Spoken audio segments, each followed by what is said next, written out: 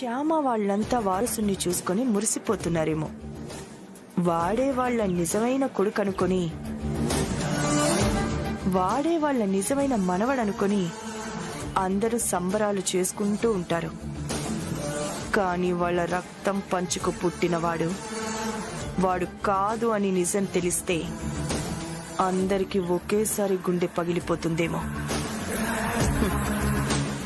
ఇప్పుడు మీరు ఎంత సంబరపడినా మీ దగ్గరున్న వాడి జాతకం ప్రకారం తొందరలోనే మీరంతా నాశనమైపోతారు, కుప్ప కూలిపోతారు, దరిద్రానికి బాధలకి కేర్ ఆఫ్ గా మిగిలిపోతారు.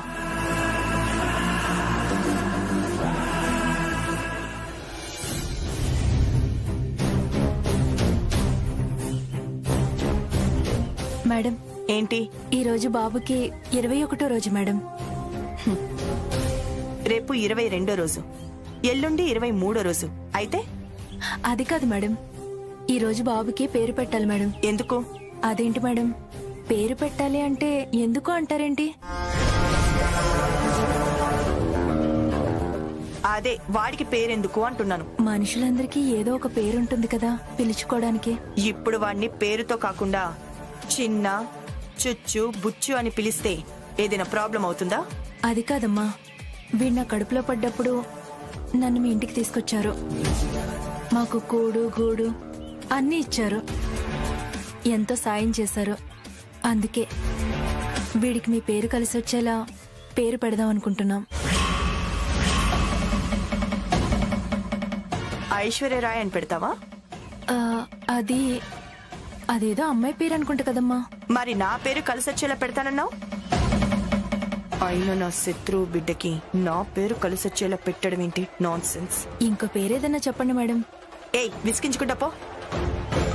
అయినా పెద్ద పెద్ద విశ్వవిద్యాలయాలకి ఈ రోజు ఉన్న పేరు రేపుండట్లేదు. ఇంకా వీడికెందుకు పేరు? తర్వాత చూద్దాం. ముందు ఇక్కడి నుంచి వెళ్ళు.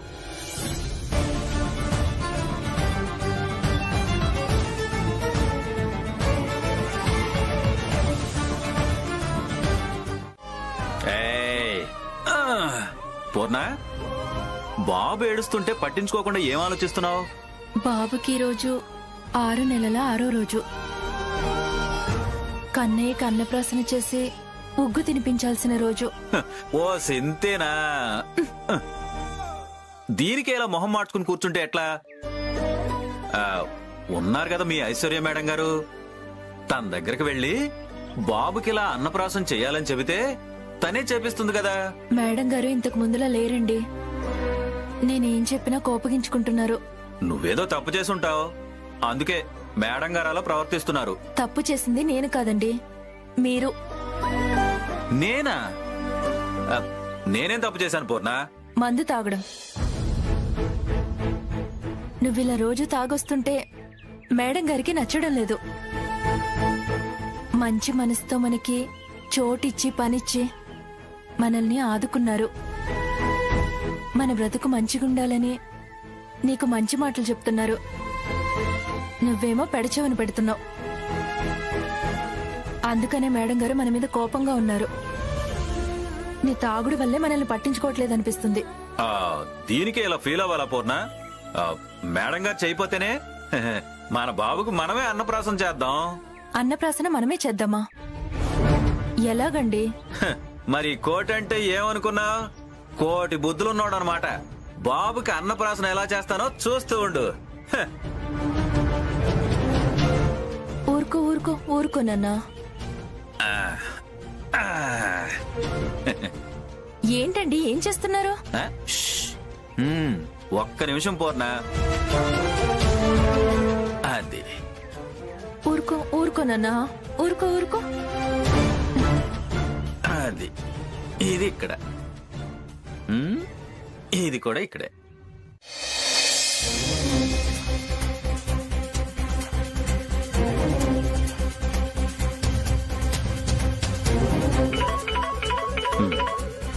హలో సింగ్, ఎలా ఉన్నారు? బాగున్నాను సార్, మీరు ఎలా ఉన్నారు? మేము చాలా సంతోషంగా ఉన్నాం సార్. ఇక్కడ చాలా ప్రాబ్లంగా ఉంది. ప్రాబ్లమా? అవును సార్, ఈ సమయంలో అశోక్ సార్ కూడా ఇక్కడ లేడు సార్. మీ దగ్గరే ఉన్నాడు. ఈ ప్రాబ్లంని తను మాత్రమే సాల్వ్ చేయగలడు. అందుకే సార్, దయచేసి ఇమ్మీడియట్ గా అశోక్ సార్ని ఇక్కడికి పంపించండి. అసలు ప్రాబ్లం ఏంటి సింగ్? ఏమీ జరిగిందంటే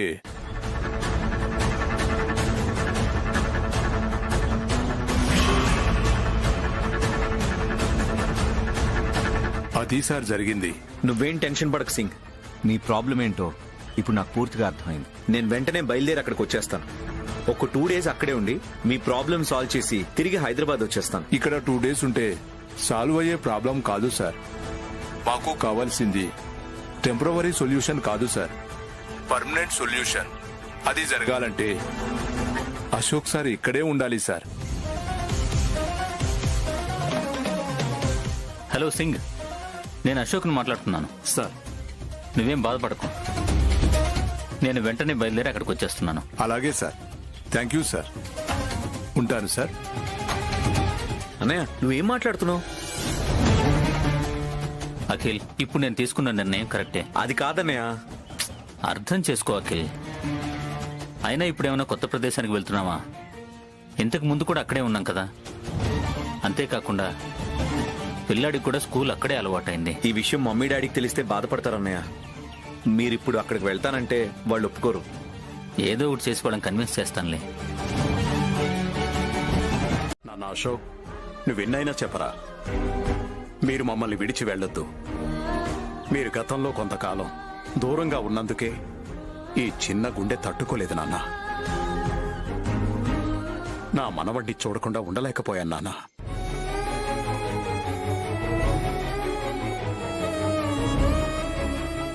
ఐశ్వర్య వల్ల కంపెనీ అట్టడుగున పడిపోయింది. అందులో పనిచేసే వర్కర్లు రోడ్డు మీద పడ్డారు. మీరేమో నాకు దూరంగా ఉన్నారని నేను బాధపడుతుంటే అది చూడలేక నా సంతోషం కోసం అఖిల్ శ్యామ మన పాత కంపెనీని మళ్లీ రీఓపెన్ చేశారు. మమ్మల్ని ఇక్కడికి రప్పించి అందరం కలిసి ఆనందంగా ఉండేలా చేశారు. ఇప్పుడంతా సవ్యంగా ఉందనుకున్న సమయంలో నువ్విలా చేయడం కరెక్ట్ కాదు నాన్న.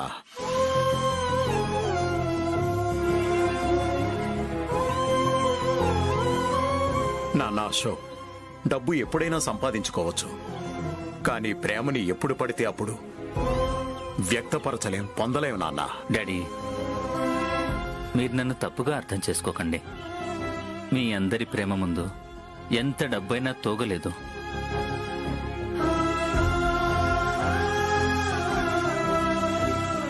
మిమ్మల్ని వదిలి వెళ్తుంటే మీకెంత బాధ ఉందో నాకు కూడా అంతే బాధ ఉంది.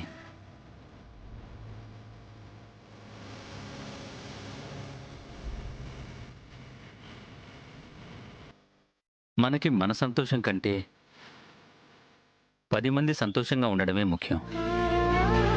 మన కింద పనిచేసే వర్కర్లకి ఏ చిన్న కష్టం వచ్చినా భుజం తట్టి మీకు నేనున్నాను అని ధైర్యం ఇవ్వాలని మీరే చెప్పారు కదా డాడీ. అక్కడున్న కంపెనీ ప్రాబ్లంలో ఉంది. అక్కడున్న వర్కర్స్ అందరూ ప్రాబ్లంలో ఉన్నారు. వాళ్ళ కన్నీళ్లు తొడవడానికి నేను ఇలా వెళ్తున్నాను. నన్ను క్షమించండి.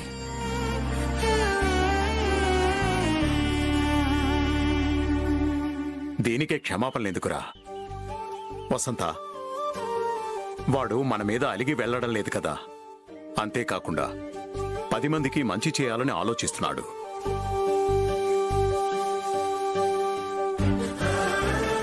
ఇలాంటి వ్యక్తిత్వం చాలా తక్కువ మందికి ఉంటుంది. అది మన కొడుకులకు కోడళ్లకు ఉన్నందుకు మనం చేసుకున్న అదృష్టంగా భావించాలి.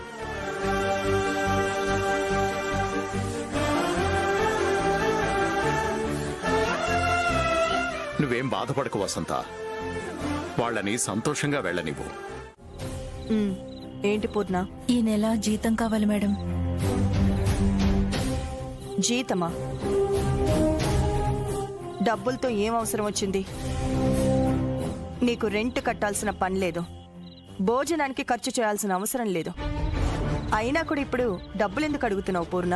పేదవాళ్ళకి కూడా కొన్ని చిన్న చిన్న కోరికలుంటాయి కదా మేడం, వాటిని తీర్చుకోవడం కోసం డబ్బు అవసరమైంది. అంత గొంతెమ్మ కోరికలేంటో చెప్పు పూర్ణ.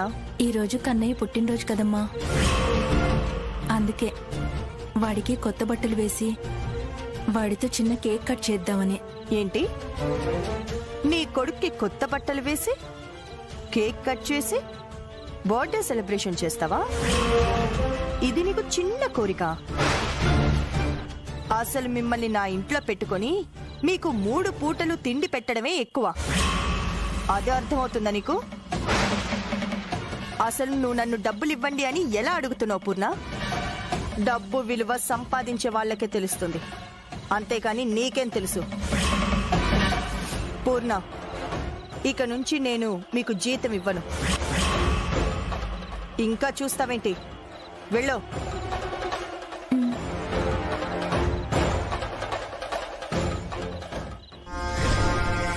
నా డబ్బుతో ఆ శ్యామ కొడుక్కి బర్త్డే సెలబ్రేషన్ చేస్తే ఇక నాకెక్కడ ఆనందం ఉంటుంది? కన్నయ్య, నువ్వు చేసిన పాపం ఏంటంటే ఆ శ్యామ కడుపున పుట్టడమే. అందుకే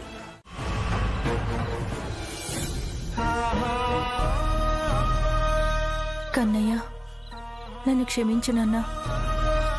నీ మొదటి పుట్టినరోజుని చాలా మంచిగా చేద్దామనుకున్నాను, కానీ కుదరలేదు. చూసావా నాన్న, మేడం గారు ఎన్నేసి మాటలన్నారో. కానీ పెద్దవాళ్ళు దురుస్తానని భరించడం తప్ప మనమేం చేయలేం. నీ పుట్టినరోజు ఈ సంవత్సరం చేయలేకపోయాను, కానీ వచ్చే సంవత్సరం ఖచ్చితంగా నేను అనుకున్నట్టు చేస్తాను నాన్న.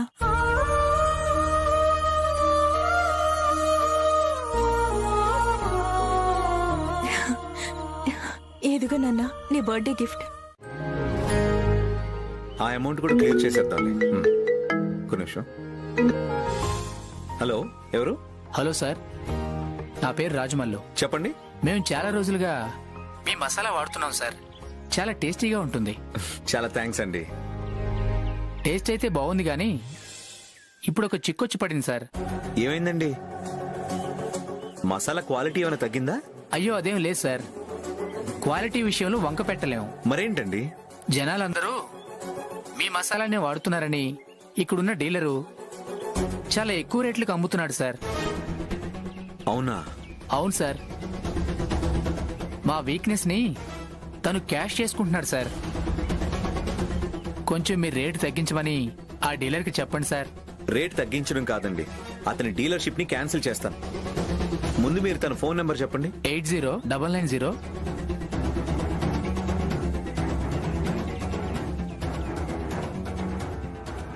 ఇప్పుడే సాల్వ్ చేస్తాను. Okay sir.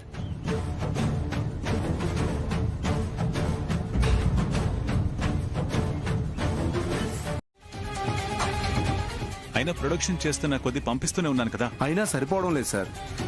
ప్రొడక్షన్ ఇంకా పెంచండి. ఇప్పుడు మార్కెట్లో మీ మసాలాకి డిమాండ్ ఎక్కువ ఉంది సార్. సార్, నాకు మాత్రం ఎక్కువ స్టాక్ పంపించండి సార్. సరే, నేను పంపిస్తానులే. మరి ఇంత మోసం చేస్తారా? ఏమైంది అఖిల్ బాబు? మన ప్రోడక్ట్ ని బ్లాక్ లో అమ్ముతున్నాడట సేల్స్ మ్యాన్. అంటే ఇప్పుడు మన మసాలాలకి చాలా డిమాండ్ ఉంది కాబట్టి అతను చేసినట్టే వేరే వాళ్ళు కూడా చేస్తున్నారేమో. అవును శ్యామ, నువ్వు చెప్పింది కూడా నిజమే. దీన్ని ఎలా ఆపాలి?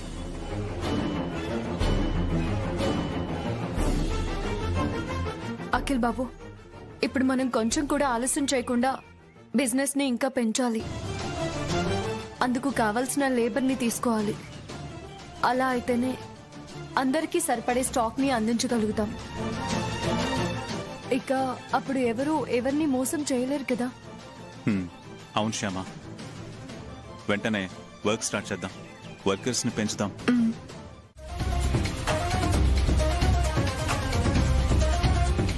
అయ్యయ్యో, అది కాదు నాన్న. ఆ అంటే అమ్మా. వాళ్ళ అమ్మ అనే చెప్పారు తాతయ్య, కానీ అది తప్పు. ఆ అంటే అమ్మ కాదు, అమలాపురం అని. నేను ఇంతకు ముందు చాలా సార్లు టీవీలో విన్నాను తాతయ్య.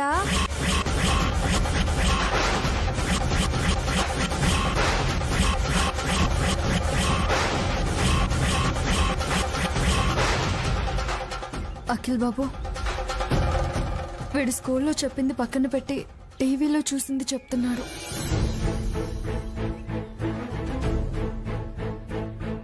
అసలు ఎందుకు ఇలా అంటున్నాడు?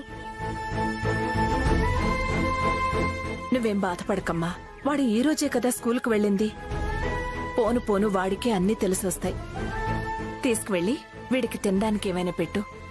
వెళ్ళు నాన్న. వెళ్ళానా? పద.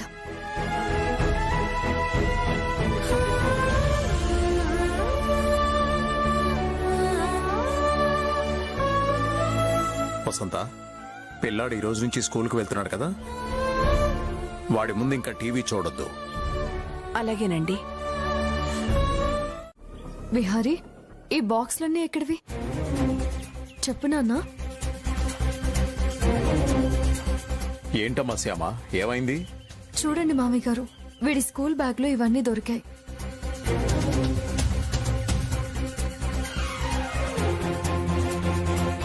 ఎక్కడివని అడుగుతుంటే వాడు సమాధానమే చెప్పడం లేదు. అవునరా విహారీ, వీటిని ఎవరిచ్చారు? ఎవరు ఇవ్వలేదు తాతయ్య. ఎవరూ ఇవ్వకపోతే నీ బ్యాగ్లోకి ఇవేలా వచ్చాయనన్నా? మా క్లాసులో పిల్లలున్నారు కదా, ఉన్నారు. అవి వాళ్ళవే. ఓహో, అంటే ఇవి నీకు నీ ఫ్రెండ్స్ ఇచ్చారన్నమాట. వాళ్ళు ఇవ్వలేదు నాన్నమ్మా. మరి ఎలా వచ్చాయరా? నేనే తీసుకున్నాను డాడీ.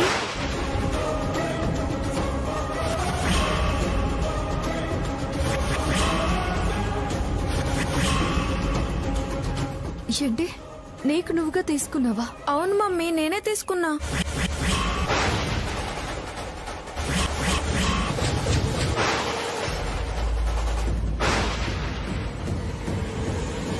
ఇంటర్వెల్ టైంలో అందరి బ్యాగ్ లో నుంచి తీసేసుకున్నాను.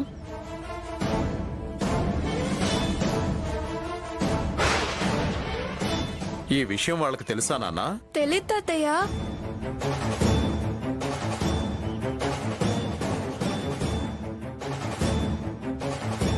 అలా చేయడం నాకు భలే అనిపించింది తాతయ్య.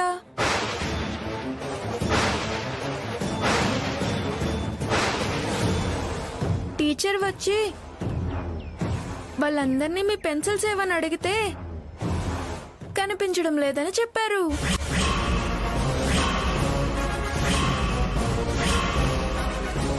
అప్పుడు టీచర్ వాళ్ళని తిడుతుంటే నాకు చాలా ఆనందంగా అనిపించింది.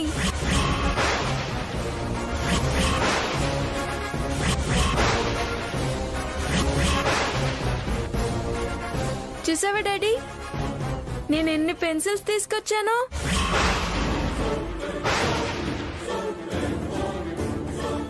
మమ్మీ, నేను చాలా తెలివైన వాడిని కదా. తప్పుడు పని చేసి తెలివైన వాడిని అంటున్నావా? నేను చేసింది తప్పా తాతయ్య?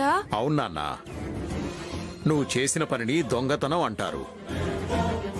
ఉదయమేమో స్కూల్కి వెళ్ళను అని ఏడ్చావు. ఇంటికొచ్చాక అంటే ఏంటో అని అడిగితే తిక్కి తిక్కి సమాధానాలన్నీ చెప్పావు. ఇప్పుడు ఏకంగా దొంగతనమే చేసావు కదరా. ఇలా ఇంకొకసారి చేస్తే నీకు వాత పెడతాను.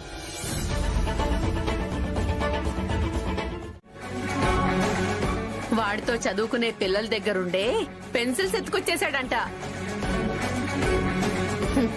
ఈ విషయం శ్యామకి తెలిసి బోరు నేడ్చిందంట. అయినా వాడికి అన్ని దొంగ బుద్ధులే అబ్బాయి, అవే చేస్తున్నాడు. నేననుకున్నట్టే ఆ ఇంట్లో వాళ్ళు బాధపడుతున్నారన్నమాట. నువ్వీ మాటలు చెప్తుంటే నా చెవుల్లో తేనె పూసినంత హాయిగా ఉంది. ఆ విహారీగాడు చేసే పనులకి వాళ్ళందరూ కుమిలి కుమిలి ఏడవాలి. వాడి ప్రవర్తన చూసి బాధపడాలి. వాళ్ళ బాధే నాకు ఆనందాన్నిస్తుంది. వాళ్ళు పెట్టే కన్నీళ్లే నాకు సంతోషాన్నిస్తాయి. నువ్వు ఇలాగే అక్కడ ఏం జరిగినా నాకు వెంటనే చెప్తూ ఉండు. అలాగే మేడం. మేడం, మీకు ఇంకో విషయం కూడా చెప్పాలి. ఏంటి?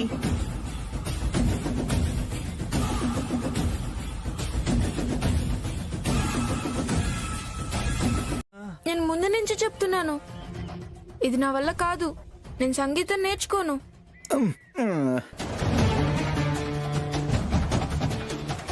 అది కాదు నాన్నా, ఈ సృష్టిలో మనం నేర్చుకుంటే రానిదంటూ ఏదీ ఉండదు.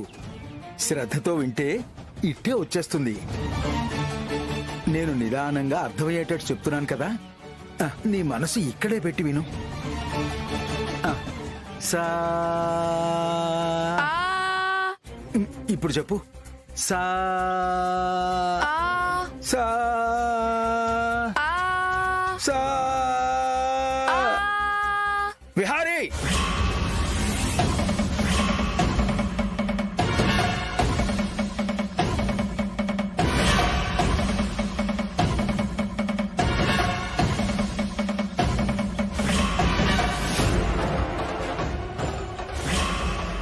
ఈ రోజుకి నీ క్లాస్ అయిపోయింది.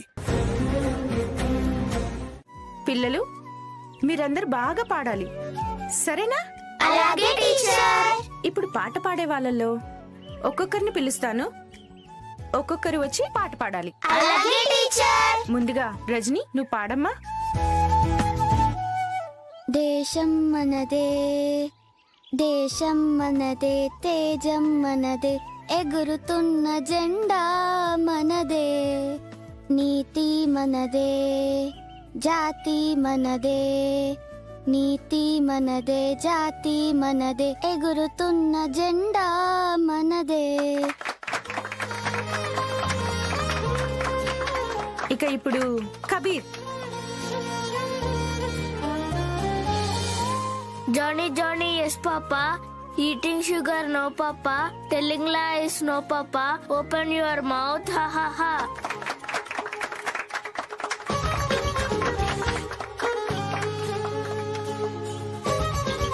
కన్నయ్య. గురు బ్రహ్మ, గురు విష్ణు, గురు దేవో మహేశ్వర, గురు సాక్షాత్ పరబ్రహ్మ, తస్మై శ్రీ గురవే నమః.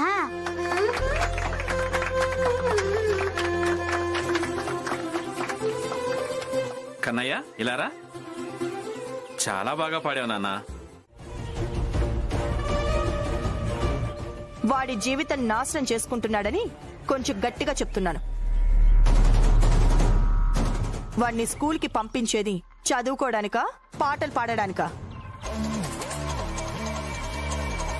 చక్కగా చదువుకుంటే మీలాగా కాకుండా కొద్దో గొప్పో ఏదో ఒక ఉద్యోగం చేసుకుంటాడనేగా. కానీ చదువుని పక్కన పెట్టి పాటలు పాడుతున్నాడంట. పాటలు పాడితే మంచిదే కదా మేడం. నువ్వు ఊరుకోవయ్యా. ఏం మాట్లాడుతున్నావయ్యా? పాటలు పాడితే మంచిదా? దేనికి మంచిది? ఎవరికి మంచిది? వాడి చేతికి మైక్ ఇచ్చి స్టేజ్ మీదకి ఎక్కించి పాడిస్తావా, లేకపోతే పాట కచేరీలు పెట్టుకుంటావా?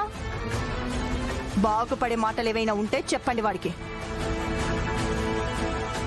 ఇక నుంచి పాటలు పాడటాలు, ఆటలు ఆడటాలు మానేమని చెప్పండి. ఈ రోజుల్లో ప్రతి దానికి కాంపిటీషన్ ఎక్కువైపోయింది. చిన్న అటెండర్ పోస్టు నుంచి కలెక్టర్ పోస్టు దాకా అన్నిటికీ పోటీయే. అందుకే వాడిప్పటి నుంచే కష్టపడి చదువుకుంటే కానీ ఏదో ఒక ఉద్యోగం దొరకదు. అందరికీ ఆ అంటే అమ్మ అయితే వీడికి మాత్రం అమలాపురం రా. వీడికి అసలు చదివే రాదు, పెద్ద దద్దమ్మ. నేను కాదు, దద్దమ్మ మీరే. అవునవునవును, తెలుస్తుందిలే. నీకు 1 2 3 రావు, ఆల్ఫాబెట్స్ కూడా రావు. ఏయ్, నన్ను హేళన చేయకండి, నాకు కోపం వస్తుంది. వస్తే ఏంటంట?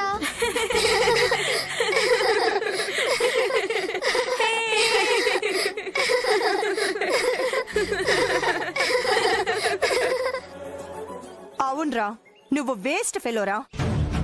నీకు చదువు లేదు, సంగీతం రాదు, మంచి మర్యాద తెలీదు. నీ నోటికి ఏదొస్తే అది మాట్లాడేస్తా. నీ బ్రతికింతేరా. భవిష్యత్తులో నువ్వు దేనికి పనికి రాకుండా పోతావు. నువ్వు ఫ్యూచర్లో మంచి పొజిషన్లో ఉంటావని మీ మమ్మీ పొంగిపోతోందిరా. కానీ నీకంత సీన్ లేదు. గుడి మెట్ల దగ్గర బిచ్చం ఎత్తుకోవడానికి కూడా పనికిరావు. నువ్వు చేసుకున్న దరిద్రం వల్ల ఆ శ్యామ కడుపున పుట్టడమేరా. అందుకే నీ బ్రతుకు ఇలా ఏడ్చింది. నీ గురించి మా మమ్మీకి చెప్తాను. ఏంట్రా ఏంటి చెప్పేది? ఏంట్రా మీ మమ్మీకి చెప్పేది? చిన్నపిల్లలు చేసే పనులా వీడు చేసేది? లేదత్తయ్య గారు, వీడికి గడుస్తనం అబ్బుతోంది. అదే అలవాటైపోతే ఇక వీడు మన చేయి దాటిపోతాడు.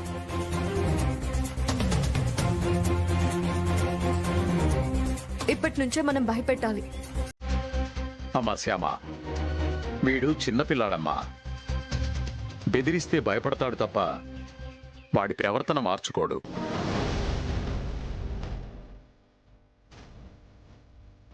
నీ బాధ నేను అర్థం చేసుకోగలను. ఇది వాడికి అర్థమయ్యేలా చెప్పమ్మా.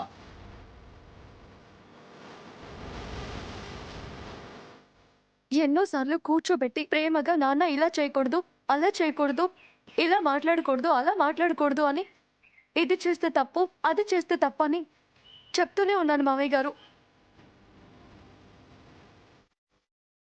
కానీ వీడు మాత్రం మునుపట్లాగే ప్రవర్తిస్తున్నాడు తప్ప మనం చెప్పేదేది పట్టించుకోవడం లేదు. 4 తగిలిస్తేనైనా వీడి బుద్ధి మారుతుందేమో. అబ్బా, ఏమి ఏడుపు నటిస్తున్నావురా? చూసారా మావయ్య గారు, చెయ్యి ఎత్తానో లేదో ఎలా ఏడవడం స్టార్ట్ చేశాడో. సర్లే శ్యామ, వీడి ఇంకోసారి ఇలా చేయడు కదా నాన్న?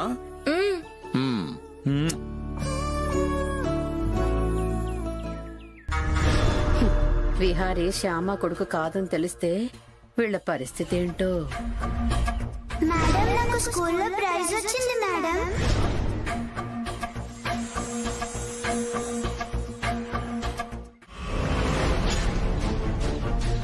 $25 లక్షలా? అవును మేడం, జస్ట్ 25 లక్షలే. ఎందుకు? మా ఇంటి పక్కనున్న ఒక ప్లాటు బేరానికి వచ్చింది. నిజానికి దాని విలువ 50 లక్షలు ఉంటుంది. కానీ వాళ్ళకి అమ్మాల్సిన అవసరం, అందుకే 25 లక్షలకే ఇస్తానంటున్నారు. మీకు తెలుసు కదా మేడం, వనజాక్షి లాంటి బంపర్ ఆఫర్లు వచ్చినప్పుడు వదులుకోదని. అయినా వాళ్ళు సగానికి సగం తక్కువ రేటుకి ఎలా ఇస్తున్నారు? చెప్పాను కదా మేడం, వాళ్ళ అవసరం. అవసరం బట్టి మనుషుల విలువైన, ఆస్తుల విలువైన అలా తగ్గిపోతూ ఉంటాయి. వాళ్ళ కొడుకు ఏదో ఫారెన్ వెళ్ళడానికి అర్జెంటుగా డబ్బు అవసరం పడిందట. అందుకే అంత తక్కువ రేటుకి అమ్మేస్తున్నారు. అందుకే నేను మిమ్మల్ని అడుగుతున్నాను. కానీ నేను ఇవ్వలేను. అదేంటి మేడం? అదేంటేంటి?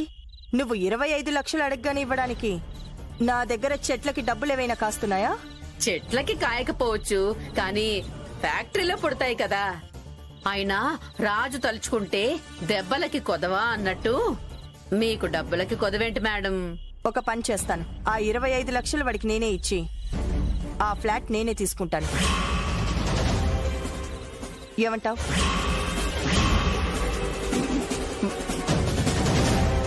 మేడం, నా కడుపు కొట్టుకోండి మేడం. నీకు కమిషన్ ఇస్తానులే. మేడం, నేను బిజినెస్ చేసుకునేదాన్ని కదా, రియల్ ఎస్టేట్ ఏజెంట్ని కాదు కదా.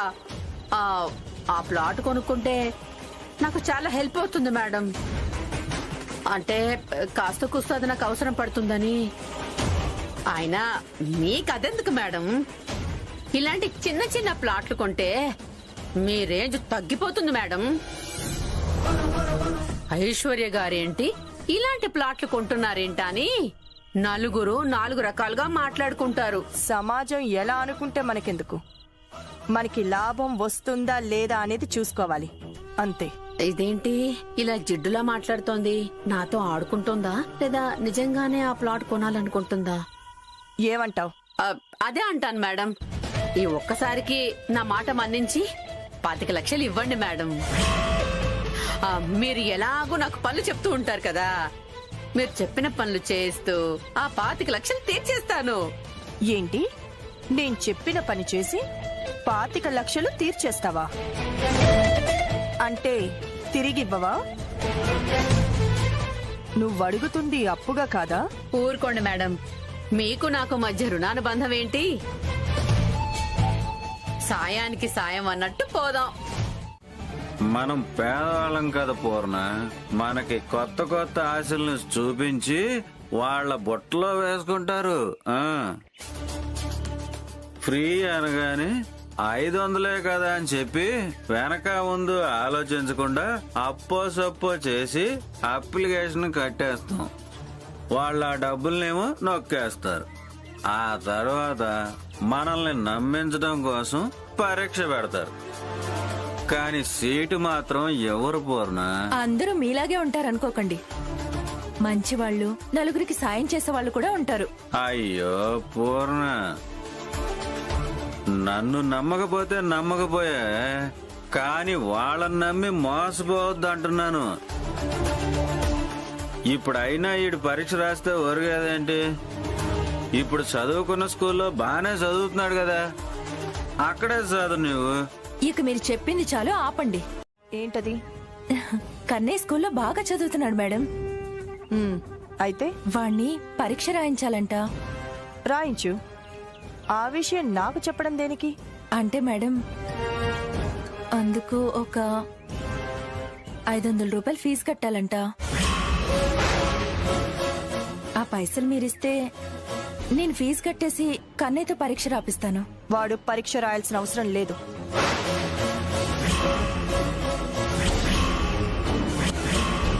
ముందు నువ్వు వాడి గురించి ఆలోచించడం మానేసి నేను చెప్పింది చెయ్యి. అంటే మేడం, పూర్ణ చూడు, నువ్వింతకు ముందు చేసిన చికెన్ కర్రీ చాలా బాగుంది. ఆ రోజు వచ్చిన గెస్ట్లు అందరూ అన్నారు. ఈ రోజు కూడా 3 గెస్ట్లు వస్తున్నారు. వాళ్ళ కోసం చికెన్ కర్రీ, సాంబార్, దోసకాయ చట్నీ అన్ని రెడీ చేసి పెట్టు. మీరు చెప్పినవన్నీ చేస్తాను మేడం. ఏంటి పూర్ణ, రోజు రోజుకి నీలో చాలా మార్పు వస్తుంది. నేను ఇవ్వను అని చెప్పినా కూడా అడుగుతున్నావంటే ఏంటి అర్థం? బ్రతిమాలుతున్నావనా లేక ఆర్డర్ వేస్తున్నావనా? అయ్యయ్యో, అలా కాదు మేడం, నేనెప్పుడు ఆ విధంగా మాట్లాడను. అయితే వెళ్ళి నేను చెప్పిన పని చేయి. టీచర్ గారు నమస్తే అండి. నమస్తే టీచర్. నమస్తే కన్నయ్య. కన్నయ్య రాసిన ఎగ్జామ్ రిజల్ట్స్ వచ్చేసాయి. మా కన్నయ్య పాస్ అయ్యాడా టీచర్? పాస్ అవడమే కాదమ్మా, అందరికన్నా ఎక్కువ మార్కులు వచ్చాయి.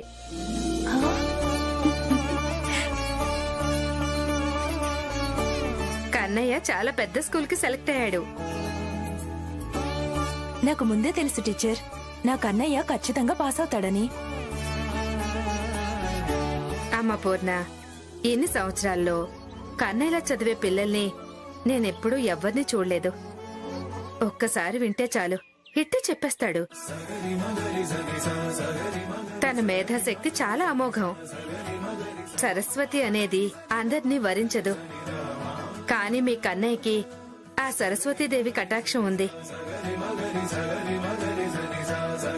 అందుకే అంత చక్కగా చదువుతున్నాడు. మీకు ఎన్ని అడ్డంకులు ఎదురైనా, ఎన్ని కష్టాలొచ్చినా, ఎట్టి పరిస్థితుల్లోనూ కన్నయ్య చదువును మాత్రం ఆపకండి. అవసరమైతే మీరు ఒక పూట పస్తులుండైనా సరే కన్నయ్యకి చదువు చెప్పించండి. సరే టీచర్. ఖచ్చితంగా ఈ దేశం గర్వించేలా ఉన్నత శిఖరాలకి ఎదుగుతాడమ్మా మీ కన్నయ్య. కన్నయ్య, బాగా చదువుకో. అలాగే టీచర్. ఉంటాను. సరే టీచర్. Bye teacher. బాయ్.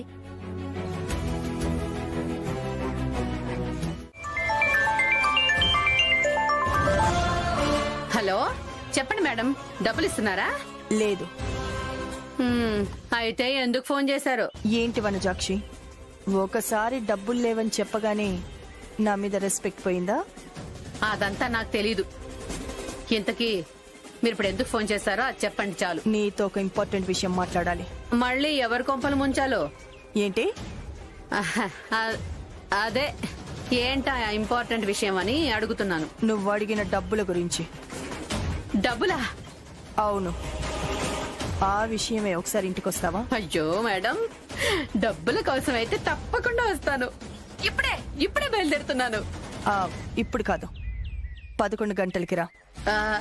సరే మేడం, 11 గంటలకి ఒక్క నిమిషం కూడా లేట్ అవ్వను. ఉంటాను మేడం. వనజాక్షి, డబ్బు మీద నీకు అంత ఆశ ఏంటో, డబ్బుల విషయంలో తేడా వస్తే ఎవరు ఏంటో అనే స్థాయిని కూడా మర్చిపోయి మాట్లాడతావా?